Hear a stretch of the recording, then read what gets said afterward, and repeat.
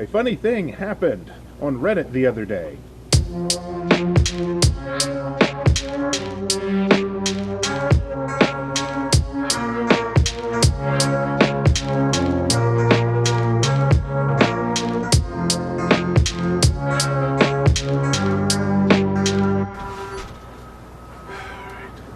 So, I got banned from my first subreddit. Am I officially a dirtbag leftist now?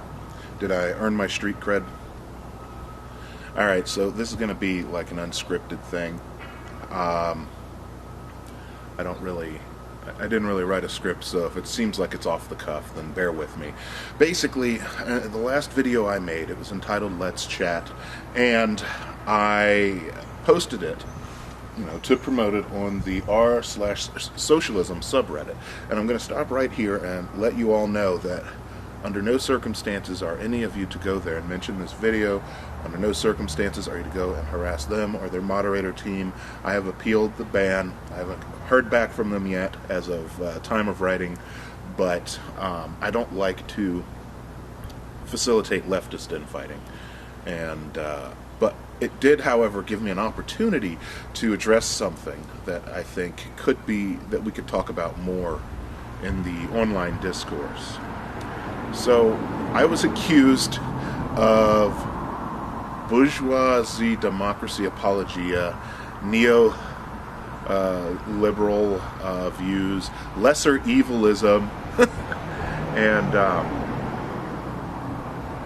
and basically a YouTube self-promotion account. Judging by the video that I put up, and given the context of the rules that I supposedly violated, I think I'm really only guilty of one of those, the YouTube self-promotion account. And yeah, my Reddit is largely to promote my YouTube channel, but that is the one thing that's not actually listed anywhere in their rules or moderation guidelines.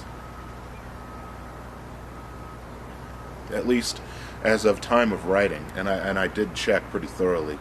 I can still view the forum, I'm just not allowed to post or comment anymore.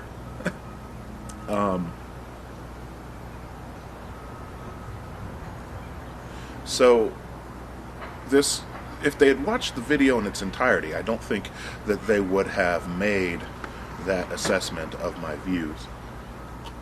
I did say at the beginning that while I felt that voting was the bare minimum of participation in a democracy, I guess the line at the beginning where I said that while I believe there is a right and wrong choice, there's more that can be done. You see, that part, though, where they said there's a right or wrong choice, that was probably what got them caught up. Mind you, I still view voting every 4 years as doing the bare minimum for participating in a democracy, much like brushing your teeth is doing the bare minimum for daily self-care. But I also feel that much more nuance could be applied to a topic like the executive branch more than just saying thing bad. Despite being the bare minimum in an election with terrible choices, I do still believe that there is a right and wrong candidate.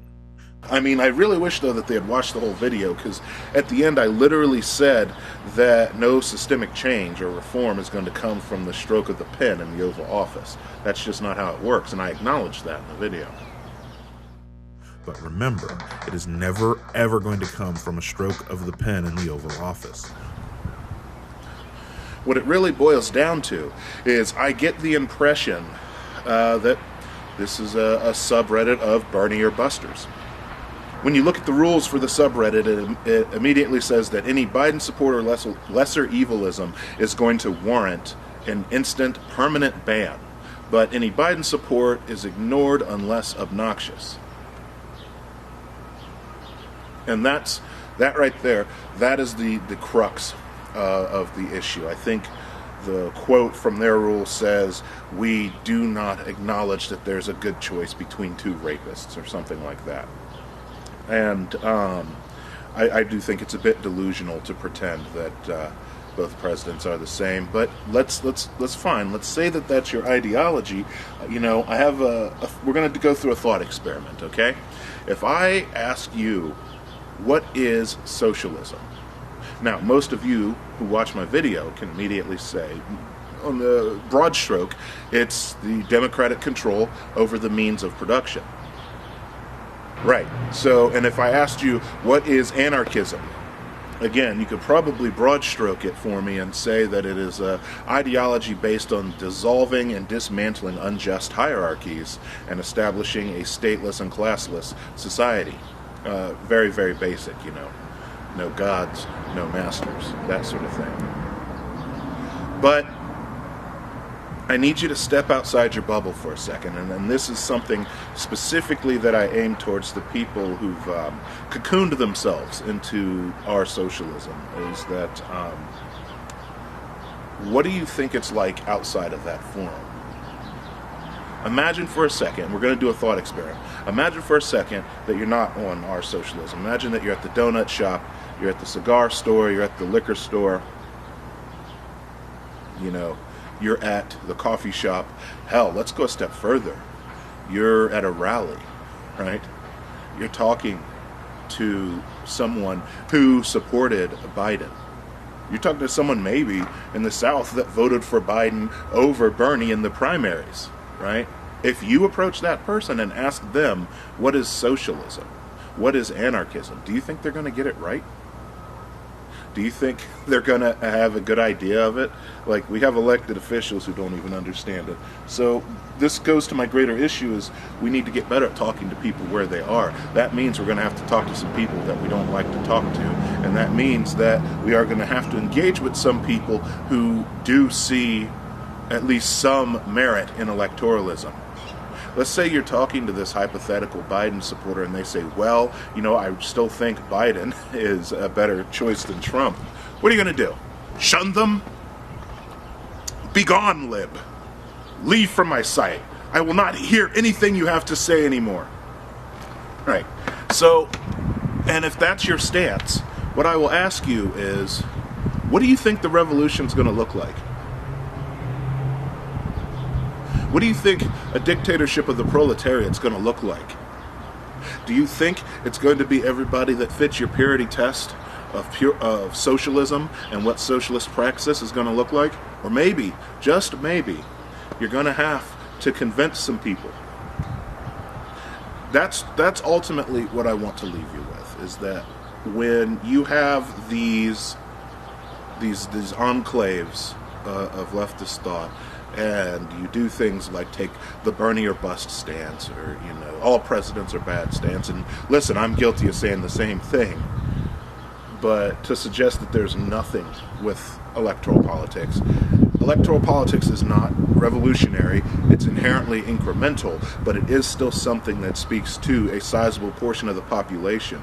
We get this idea while we're online that everybody is on our level of political literacy, that everybody engages with policy and ideology the way that we do, and that is not the case. There are not people offline arguing over whether or not tankies should be allowed in leftist spaces, or, you know, all of this. We've gotten so insular that we assume our online leftist spaces are indicative of the greater voting public, and they most certainly are not. The majority of the voting public still thinks that socialism is some evil Red Scare nonsense that means breadlines and everybody is poor. They think that anarchism means the chaos and buildings burning down and godless heathens running the streets, killing people, you know, and burning crosses and lighting flags on fire. That's what they have in their mind, because that's what they've been conditioned to believe. And you have the option when you encounter that, and I hope this is what you take to heart. When you encounter that, you need to ask yourself, are you going to dismiss this person out of hand? And I'm not talking about engaging with Nazis, okay? You can dismiss a Nazi out of hand because their ideology is inherently flawed already, and they've made the choice to be a reactionary. But if you're talking to people who are not reactionaries, but instead mildly progressive or mildly center-left leaning, are you going to immediately dismiss them because they still engage with the concept of electoralism, or are you going to speak to them where they are? Anyway, I have a longer video coming out that covers a lot of this in the next couple days. I just really wanted to take time to engage with what I thought might be an issue that's bigger and more indicative of a larger problem on the online sphere. Well, thank you for watching. Stay tuned, I guess. Leave a comment if you like. I don't know.